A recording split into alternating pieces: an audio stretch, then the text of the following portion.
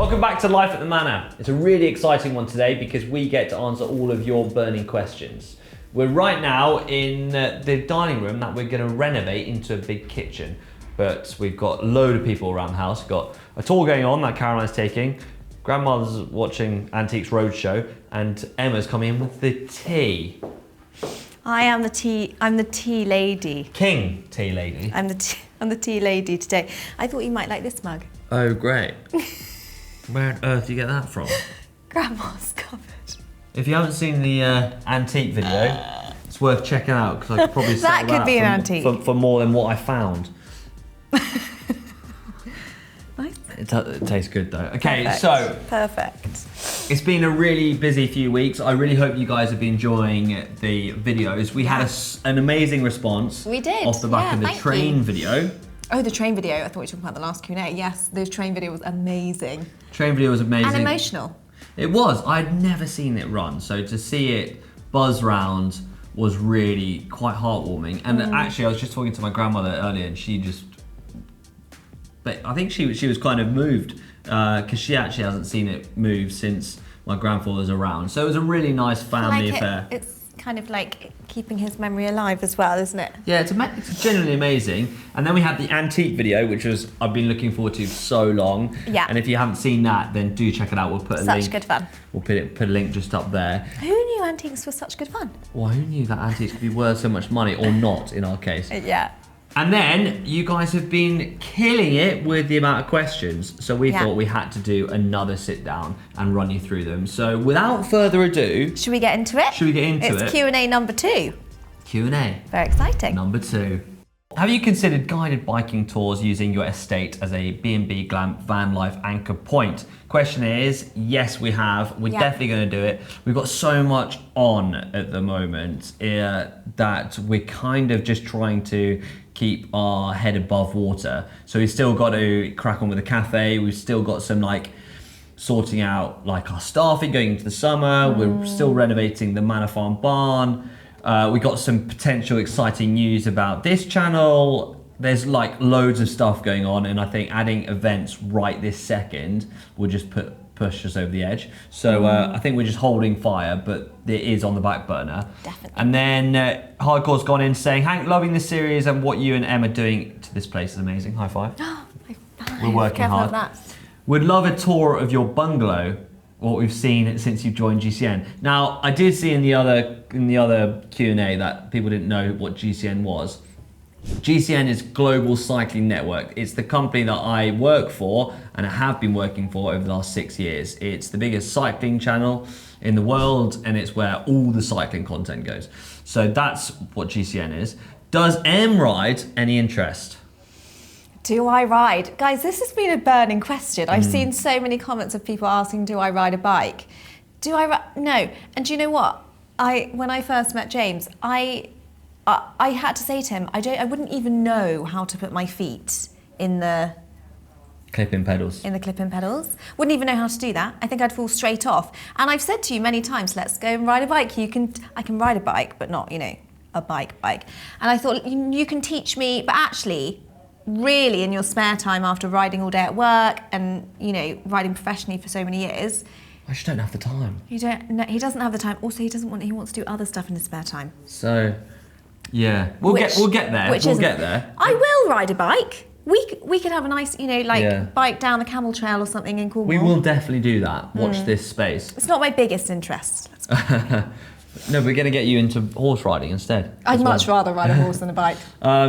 I've seen so many Cotswold roads on Harry's Garage. Love that channel. And Clarkson's Farm. Love that channel too. The place looks like a roadie's paradise. Yeah, where we are is amazing. I've done sporty events here before. It is coming 100%. Yeah. It's just we haven't found the right time yet. It's another one of those things, isn't it? It's another event, and actually we really want to do all of it, but we can't get too ahead of ourselves just because of our time. We've got so much on to figure out this big step into the main house, the big step into the family business, the big step into understanding everything that comes with Chavenage. So we are documenting everything, so you will learn at the same rate. But as soon as we do something like that, you guys will all be the first to know. Exactly that. DJ Huffnuggle Need to know why Hank is James or James is Hank. As a GCN viewer, I'm sure this is an interesting story. Love what you're doing with the Manor and on the channel. This actually came from my stepdad, who took me up to the velodrome as a 17-year-old in Newport, where I was cycling around the velodrome,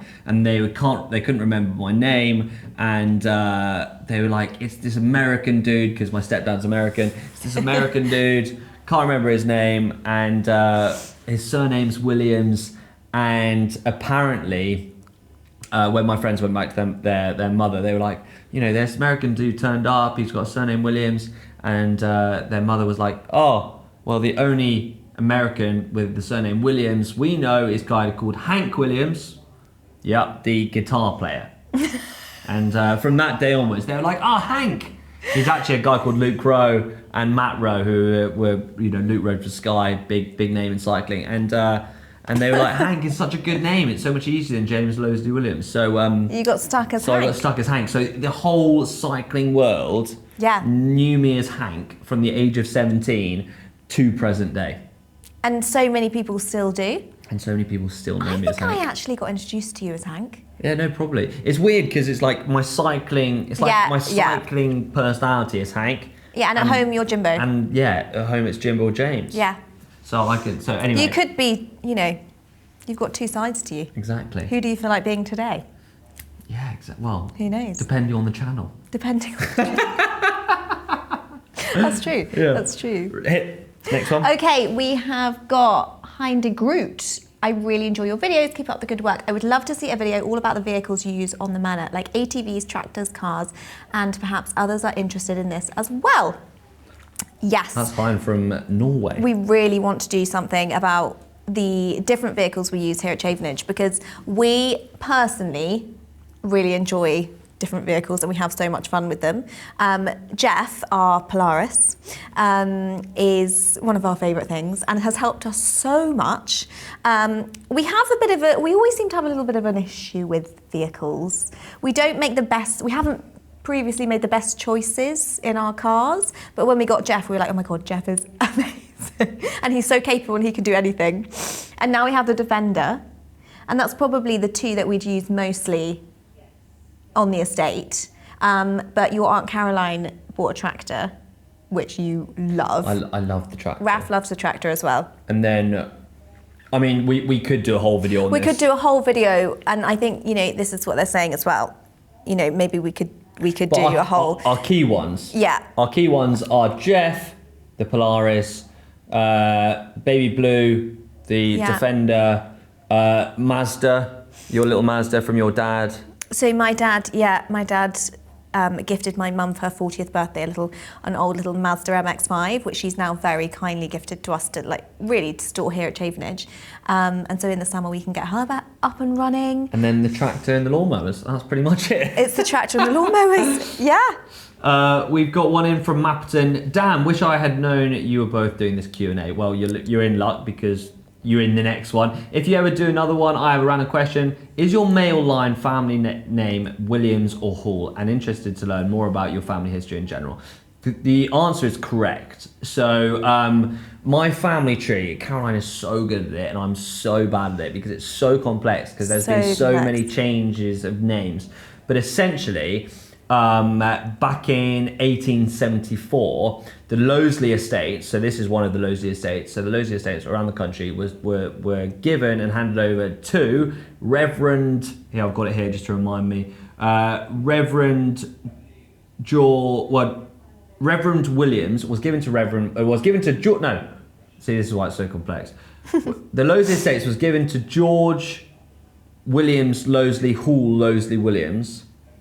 Why would you repeat that? Yeah, he was able to take this estate, but he had to, by royal license, have the surnames that came with the estates. So he had to add on those names, and he was a Williams Hall or Hall Williams, and then it came back.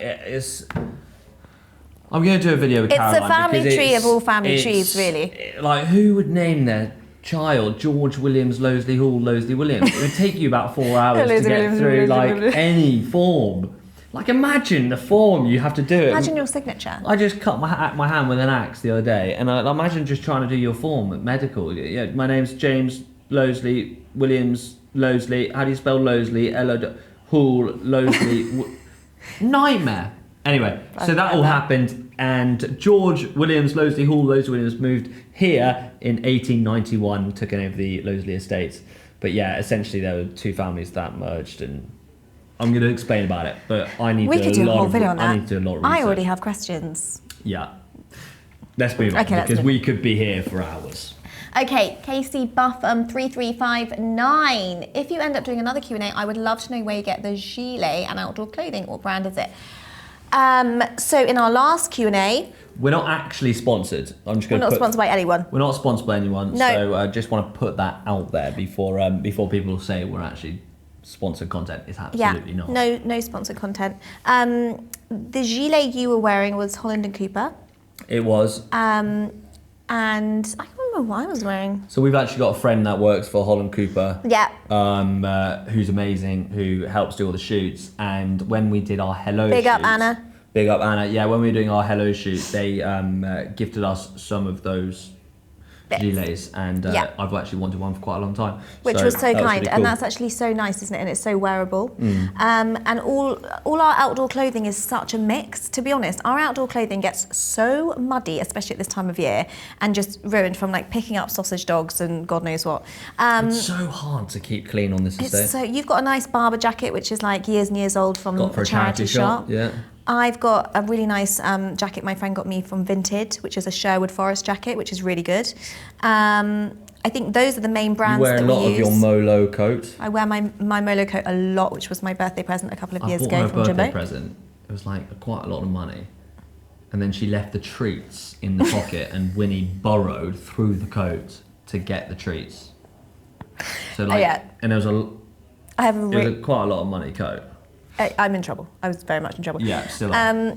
Holland. So in answer to that question, really, Holland Cooper, your gilet, our hats, Holland Cooper, and then a few other different brands like Barber and Sherwood Forest. Really, is the main things we wear. And this is actually Cotswold Fox clothing. Yeah, I think it's quite cool. Which is really, really nice, and they're a local company. They sent that to you the other day, didn't they? We've got one in from Annette Chalmeyer. Do you have titles? Are you Lord or Lord and Lady? No. You wish you were Yeah, everyone Lord. says that, but I don't. Naturally, I don't wish I was a Lord, but it'd be nice to be a Duke. Anyway, that's a step up from a Lord, isn't it? Yeah. I don't know what the ranking is. Yeah, well, that's another video we can go into. But essentially, here in the UK, Lord and Ladies are inherited titles. Yeah. And that comes with the family and with the name, and sometimes it goes through the male line, and then it can also go through the female line too. But those are inherited titles from way back when something great happened, or one of the family members did something good in a war or something of significance. We are not a family with an inherited title. The caveat though is that we could potentially use Lord and Lady of the Manor if we wanted to. So and you can actually buy that title or buy the estate that holds that title. Now I did do some research on that because I wanted to make sure that I was factually correct. But that isn't that wouldn't hold up in. It's not like an authentic. It's not an authentic legal. Lord and Ladyship. Exactly, and you wouldn't sit on the House of Lords, and you wouldn't have any benefits that come with that title. So we're not really the stereotypical Lord and Lady of the Manor, are we? We're quite happy just being. Although Lady Losie Williams sounds quite nice. I think you speak really posh. I don't speak as posh as you. Right, moving on. Anyway, moving on. So basically, the quick answer is that we are not Lord and Lady. We're no Lord and Lady of the Manor. We would like to be. No, I'm joking. Lord and Lady Chavenage. But if you'd like to call us Lord and Lady, that's also fine. My mum actually calls you the Lord, which is she actually bought me a bottle which had his lordship, and she needs to stop. My PA Nikki also calls me the Lord. Right. Next one. Okay, next question. Will Oxfordshire, a question for the next Q&A for Emma. Did James make it clear as to what you were getting yourself into when he asked you to marry him in terms of taking on the estate? That's a big question. And so many people have asked me this. I think, like everything in my life, I just sort of rolled into this situation from somebody who, you know, we met in Bath. I fell completely head over heels. Naturally. Sorry. You walked into it. I can't have that. And, you know, there was a realisation of, oh, okay, hang on, he doesn't just, you know, live in Bath, he also has this enormous manor house in the Cotswolds, and I kind of, you know, we went with it, and then suddenly we moved here, and everything sort of happened quite quickly, and I don't think I really thought about it until we were fully living here, and then we had some very big chats once we'd got engaged, really, about what we both had to take on and the responsibilities for both of us and what that might look like.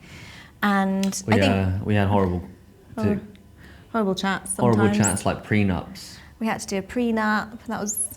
It actually wasn't quite as bad as we thought. No. But we should probably do a video on that. We could do a video on that. Would you feel good about doing a video on a prenup? I mean, let us know in the sure. comment section below. You know, we like to be honest, and it's. I think you've got to be honest. I think otherwise, you know, otherwise you're trying to be someone you're not. So I think we've got to be honest. Yeah, totally. And I think, it was after living here for 2 years, and then we got engaged. I think I did have a good understanding of what we would be taking on together. I think at this point, you know, we've only been married a month, and we are very much learning as a team what this is going to entail, and the reno and just our future life of living here, and, you know, being able to look after this incredible house, but also, you know, not be completely tied to the house. I think we're learning lessons every single day of how we can keep this a thriving business and a family home, because that's where the balance is. And support British heritage. I think the main thing and the reason why we're here is to keep heritage alive. It would be so easy for us to go and rent somewhere that's cheaper to run. We didn't have to spend so much money on it, etc., etc. But I'm really passionate about keeping the house in the family, and luckily I found Ems who also shares that same passion. But I think Em sees it from a more motherly perspective, which is like, I want a family home that is comfortable and livable, and I think that's what we're trying to do now, is to create something that's integrally hard to make a family home into something that is livable and nice, and we can bring up kids and all that kind of stuff. So yeah, and I think, you know, for us, no one wants to be, let's face it, no one wants to be the generation that has to sell it because they haven't made it work. No one wants to be the generation that stops it from being a family home after generations and generations of people making that work and having this as the family home and having a Losley Williams family member living within the house. And that's why we're doing it, because, you know, that's what the family would love to see, and we, you know, they've looked after this house for such a long time, we'd really like to be able to do the same. But I think in answer to that question, I think it's very much still a learning curve for both of us. I definitely knew what I was getting myself into to a certain extent. And I think the rest is for both of us. I tried to make it quite clear early on. Oh yeah. So you definitely knew what you were getting. I think I ran away back to Somerset for a few days. Yeah. So I came back. I've got a question. Gregory from Gregory Galvin. Before a filming location tours, how did the family sustain, maintain, live in the manor land? Really good question. So back in the day, the farm was doing a lot better than, you know, farming in general nowadays. But also we owned a lot more acreage. So the bit of the house that we're sitting in now was built in 1903 with the ballroom, but we had 5,000 acres, more than that. So when you had an estate like that was 10,000 acres, you had more houses, you had more land, you were able to, like, more money was fluid during those periods.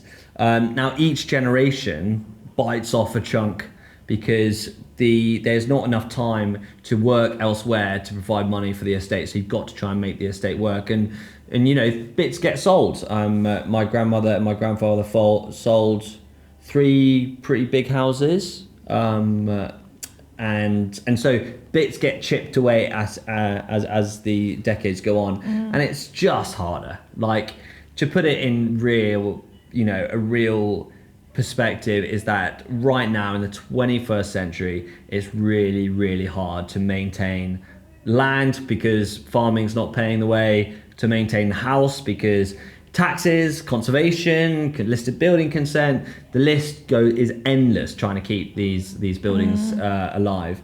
And so we've got to think up really innovative ways to generate money. So the glamping, the cafe, bringing people onto the estate, and you've just got to be ahead of the game. Let me tell you, I have sleepless nights about how to maintain this house, and the answer to your question, I think it was a lot easier back then because there was more money that came with the family, there was more land that created a bigger business. But right now, and things change, don't they? And things change, and right now we're in a place where, luckily, my aunt is able to get filming through, and that we're looking pretty good, but we still got a lot of work to do. Yeah. I hope that answers your question. Emma, Rampage Ashton. Rampage Ashton. Why was this house not placed in a trust to help mitigate any inheritance tax? Good question. This actually might be one for you, Jimbo, but I think it was in a trust at one point, wasn't it? Yeah. And was taken out of the trust. It was expensive. So, inheritance tax is a big topic of conversation right now in the UK. I feel incredibly sorry for the farmers out there who haven't been able to pass on their farms. It's really tough out there. Now, luckily, the estate got passed to me, so within that 7-year period. But before then, it was actually sat in trust, but then keeping a trust alive was also really expensive. And the trust actually decided to put it all in my sole name. And I think that was to help mitigate inheritance tax. Mitigate inheritance tax. The fundamental is that inheritance tax is an absolute killer for places like this, heritage buildings, for a lot of people actually, land. And it's been it's been something that has just killed and killing the family farms. Next one from Paul. You mentioned various parts of the house being haunted. Any plans for ghost tours? Yes, there is. Yes. There's definitely plans. We want to do a video on can we stay in the most haunted room in the house. And I don't think we're going to last long, but we're really going to try and do it for YouTube. I think we take a bottle of wine, we take some snacks. I'm telling you, you're more scared than me. Babe, what are you talking about? You wouldn't go up there on your own. You're like, oh, no, you're not scared. No, we had to. So we did some ghostly tours in October last year through the cafe, and I had to go and open up, and. You couldn't go on your own. So I got there, I was really strong. I was like, oh, it's fine, it's absolutely fine. What am I being silly about? And I got there and I was like, oh no, this is actually really scary. Yeah. It just has it's that side of the house, isn't it? It's where, Cromwell's room and all of that side. It's just not touched, But, look, we can give it a go. And we're going to get some ghost hunters in. Yeah. So we're going to do an evening where ghost hunters come, they check the waves and all that kind of stuff, work out if there's any ghosts, talk to the ghosts, and then we'll try and stay there. Video coming, so hit that subscribe button. Video coming. Emma, real home. Doug Shepherd. Real Doug Shepherd. A little late with this question. Now the two of you are married, does Em fully understand what it will be like as a TDF widow come July? Tour de France widow. I didn't do the Tour de France, so luckily you're not. Do you know what? You actually you did watch it quite a lot. I see what you're saying. I understand now. Sorry, I got the wrong end. You'll of the be stick. watching it. Yeah, I will. And you will be. And then you will be a TDF. You will widow. be. Yeah. To be honest, last July was it last July? I'm going to put. Would it be every July? Yeah. Because last July I think we were. The Tour de France is 3 weeks of July. So I will be Boring. hiding away with I'm gonna get Sebastian, hated for that, aren't I? our filmmaker, in the World War II bunker with a TV. Yeah, that's perfect. Yeah. I think last July I didn't really notice because we were so busy with the cafe. It was our first summer and it was mental, wasn't it? Yeah. And so I didn't massively. Also, he's quite good at like watching it on his phone. Like we'll be in some kind of setting and you'll have your phone there, and I won't really notice that much. But yes, I'll be a TDF widow. Yeah. Okay, so next question from Brittany Ruddick, 3486. Next time you guys do a Q&A, I'd love to hear more about the area, local attractions. So we are situated in the South Cotswolds, absolutely beautiful part of the world, and we are about 2 hours from London. We're about 45 minutes from Bath and from Cheltenham. So you've got those big cities near you, but you've also got amazing places like Westonbirt Arboretum near us. You've got the King's Home, which is Highgrove, and you can do garden tours. We've got amazing walks. You can come and stay at Chavenage in our glamping cabin and do a tour of the house. Yeah, it's an amazing place to be. So maybe we'll do an episode on all about everything around us. We should really, that's a great idea. Yeah. Now we're going to finish on the last question. Now when we've been filming this, Seb behind the camera just asked, why are you guys moving into the house? And I thought it'd be nice to tell you guys. Yeah. So, Ems, why are you wanting to move into the house? Oh, that was really put on me, wasn't it? Well, I just thought then I could get your perspective and then I'll give my perspective. So I think my perspective is we have a lovely bungalow that we are currently living in at the moment. There are other houses on the estate, and you might be thinking, why are you putting so much pressure on yourselves and going to be spending lots of money doing the renovation and sort of moving into a part of what is essentially a business. But we are really passionate about keeping this British heritage alive. And if James and I don't move into this house, then eventually there won't be sort of a family member living in the house. And there's always been a family member living in the house. And I think that's been very important to the family previously, hasn't it? And essentially, James owns the estate. We need to look after it. That's going to be our job, is to look after it. We are custodians of the house until the next generation look after it. So it makes sense for us to live in it and look after it.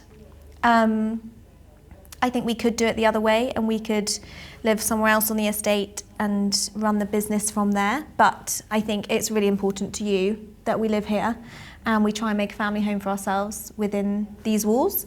And I think we're going to give it our best shot, aren't we? It might not be the most idyllic situation as it is at the moment, in terms of, moving in with family members and having to do quite a lot of work, which is a lot of money. But I think we're both passionate enough, and we're going to do the very best we can to make it work, keep it a family home as much as possible, and we'll see where we're at in 10 years. Yeah, I think from my standpoint is, I think I've always kind of known, but I just think we want to give it a go and live in the house. We really wanted to maintain it as a family home, and I think as soon as we move out, it will become a museum, and there's something special about Chavenage being a family home, and I really hope we can keep that legacy going.